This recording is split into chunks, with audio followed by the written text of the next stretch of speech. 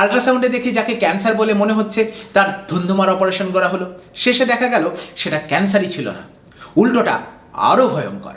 আল্ট্রাসাউন্ডে যে সিস্টকে শান্তশিষ্ট বলে মনে হচ্ছিল, কয়েক মাস পরে দেখা যাচ্ছে সেই সিস্ট ক্যান্সার।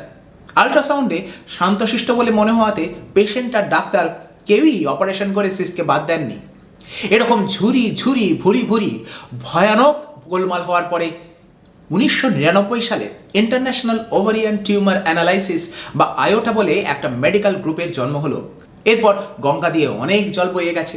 ওভারিয়ান সিস্টের মধ্যে শব্দ তরঙ্গ প্রবেশ করিয়ে আল্ট্রাসাউন্ডের মাধ্যমে জানার চেষ্টা চলল কোন সিস্ট বা টিউমারের মধ্যে ক্যান্সার থাকার সম্ভাবনা বেশি। আল্ট্রাসাউন্ড স্ক্যান করার পরে সেই সিস্টের ভেতরের কিছু লক্ষণ দেখে স্কোর করা হতে থাকলো যে এর কত নম্বর হতে পারে।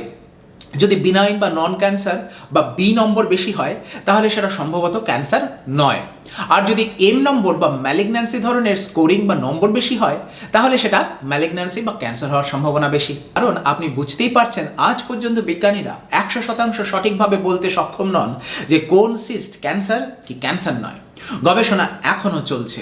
সন্দেহ তীব্র থাকলে আপনার ভবিষ্যৎ সুরক্ষিত রাখার জন্য দরকার হবে সার্জারি, কারণ একমাত্র সার্জারিতেই পুরো সমস্যাটা বাইরে বার করে নিয়ে এসে মাইক্রোস্কোপের নিচে রাখা সম্ভব। তবেই বোঝা যাবে পেটের মধ্যে কি লুকিয়েছিল। তাই বলে কি সবসময় সার্জারি, সবসময় ওভারি বাদ? তা নয়।